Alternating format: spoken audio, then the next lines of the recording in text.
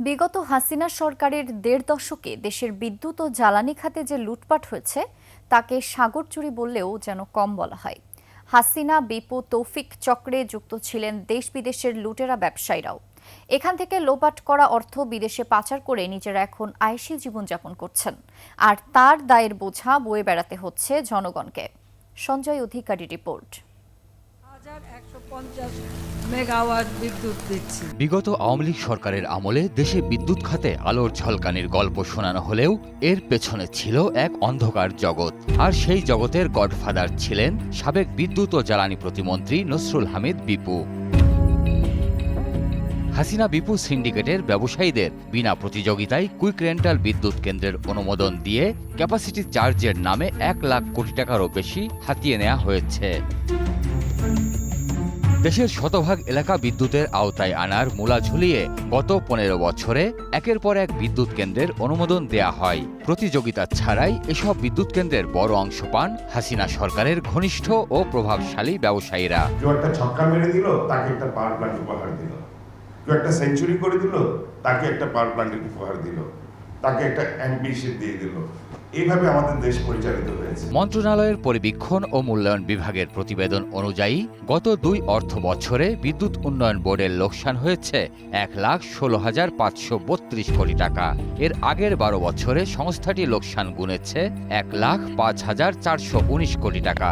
এই লোকসানের অধিকাংশই হয়েছে ক্যাপাসিটি চার্জের কারণে। There has been political favoritism as well as corruption. ২০০৯ সালে দেশে বিদ্যুৎ কেন্দ্রের সংখ্যা ছিল মাত্র ২৭টি।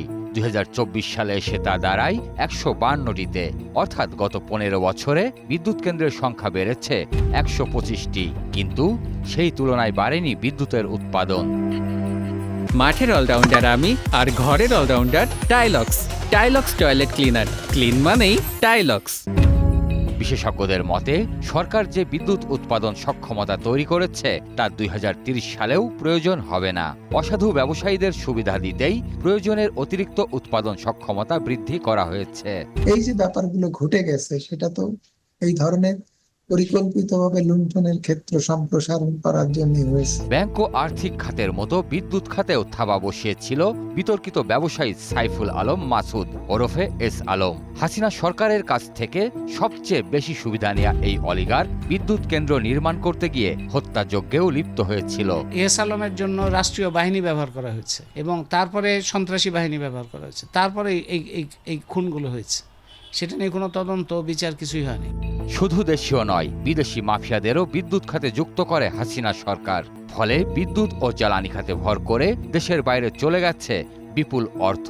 সবার শেষে এসে কম সময়ে সবচেয়ে বেশি ক্যাপাসিটি চার্জ নিয়ে রেকর্ড করে ভারতের আদানি গ্রুপ। তাদের থেকে যে দামে কিনতে হবে সেটা ভারতে তারা যে দামে বিক্রি করে তার চেয়ে অনেক বেশি। হাসিনার আমলে হওয়া এসব অন্যায্য বিদ্যুৎ চুক্তিগুলো দেশের স্বার্থে অচিরেই পুনর্মূল্যায়ন করা দরকার বলে মত বিশেষজ্ঞদের। এই মুহূর্তে বৈদেশিক মুদ্রা রিজার্ভের যে টান, ওই পরিমাণ রিজার্ভ ব্যবহার করার মতো সামর্থ্য আমাদের নেই। সঞ্জয় অধিকারী, ২১ টেলিভিশন, ঢাকা।